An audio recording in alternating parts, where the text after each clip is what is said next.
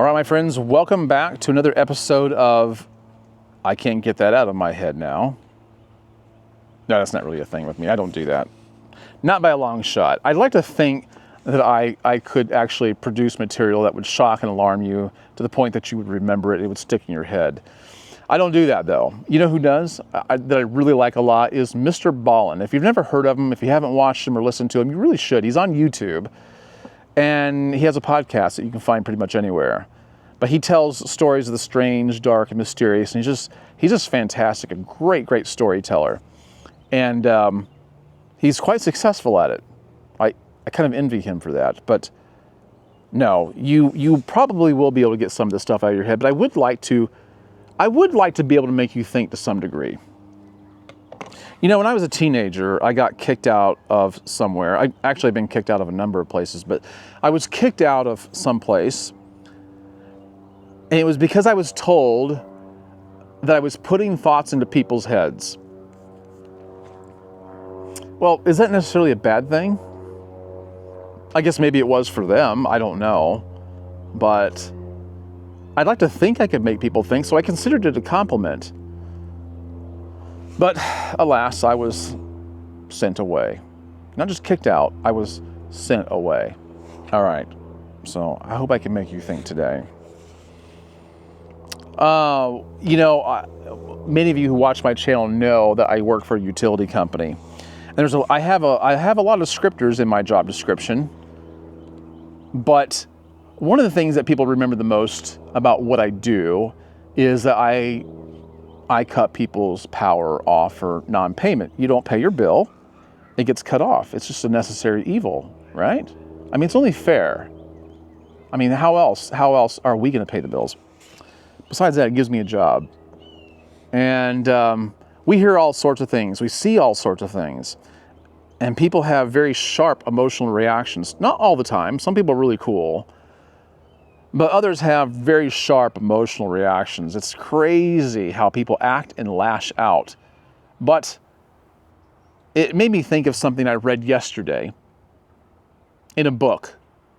And I'm not quoting this verbatim, but it said something to the effect that researchers have found out that, you know, although emotions rise and fall, they ebb and flow, that if you delay your emotional reaction for 90 seconds, chances are it will go away. Like whatever you're feeling, that sharp reaction that you want to have, to express, it will go away within 90 seconds if you delay it. Now, we've all heard that we should count to 10, right? And maybe that would help you not to be so angry. But that has never worked for me, and it probably hasn't worked for you. It's not long enough. So try giving it 90 seconds and see what happens. I just read that yesterday. I have not been put into a position yet where I've actually timed myself, so I don't even know if it works. You let me know. If you've had a chance to try it out, leave a comment down below. All right. So here's what I really want to talk about today.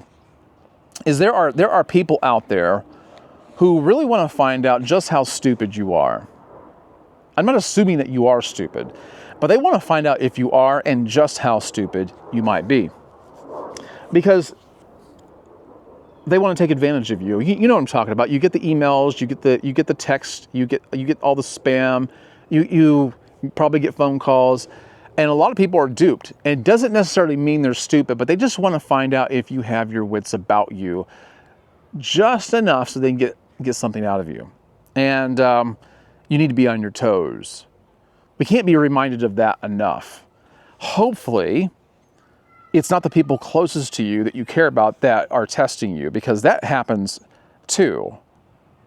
And that really should be addressed on a different video. But I've got 3 stories to share with you that serve as just excellent illustrations for this. And I hope you get a kick out of them, because they are quite entertaining, to say the least. Okay, the first one here. I gotta put my reading glasses on. I'm no spring chicken. All right, so the first one. In August 2012, a well-dressed 58-year-old man walked into the Wadlow Roseneck Funeral Home in Lincoln, Nebraska, and introduced himself as Terry Kurtzall. Terry Kurtzall's funeral director. If you live in Lincoln, Nebraska, and you know about this place, or you know about this incident, let me know down below. He explained to staffer Linda Hubsch that he was there on the behalf of the family of a deceased 34-year-old woman who wanted him to retrieve 2 diamond engagement rings. Suspicious, Hubsch told Kurtzals he'd have to wait until the owner of Wadlow's arrived. Kurtzals quickly grew impatient and demanded she hand over the rings. He wouldn't stop badgering me, Hubsch said. Funeral owners just don't act like that. It makes sense. I believe that. So here's what happened. Here's what they revealed. The owner called the police and Kurtzals was later arrested. According to reports, he had been a licensed mortician, but his license was revoked back in 1996 for mishandling clients' money. It turned out that he'd been engaged to the deceased woman, and he gave her those 2 rings worth about $500 prior to her death. The ruse was his plan to get them back. A few months later, Kurtzals was arrested again for voting illegally in the 2012 presidential election. He'd been in prison for felony possession of burglary tools, making him ineligible to vote. The charge for impersonating a funeral director was only a misdemeanor, but voting illegally was a felony that landed Kurtzals a 2.5 year prison sentence. He was reportedly picked up by police after an acquaintance saw him wearing a sticker that said, "I voted today." This one I really like a lot. I kind of respect this guy a little bit. All right. In 2018, a performance artist named Douglas Bevans was selling an organic elixir at a street festival in Vancouver, British Columbia. The clear juice was professionally packaged in 1-liter bottles with shiny silver caps and labeled hot dog water. And there was a boiled hot dog floating in each bottle. Bevans touted it as a gluten-free, keto diet-compatible post-workout source of sodium and electrolytes. Each bottle cost $37.99. Also for sale, hot dog water breath freshener. Here's what they found out. Most customers believed that the hot dog water was an actual product. It wasn't. Bevans called it a social experiment to see if people could be duped into believing a hot dog floating in water was a health drink, and pay nearly $40 for it. After selling more than 60 bottles of hot dog water, Bevans offered this friendly advice. Next time, if you're in the grocery aisle and you've got some fancy-sounding, science-y, blingy product, take a moment to ask yourself, is this hot dog water? Oh man, I tell you what, some people are just cruel. A young bride-to-be, identified only as Penny, decided to fatten up her bridesmaids, who happened to be her 2 sisters. Describing herself as a Jan Brady, a middle child who is often overlooked. I was a middle child. Yes, I was overlooked. But I probably should have been. I was probably better off. I got away with stuff because of that. Anyway, Penny was obsessed with what her wedding photos would look like. "My sisters are gorgeous," she later said. "I don't want to be reminded until my last day on earth that I was the plain sister." You know how many women I've heard say that?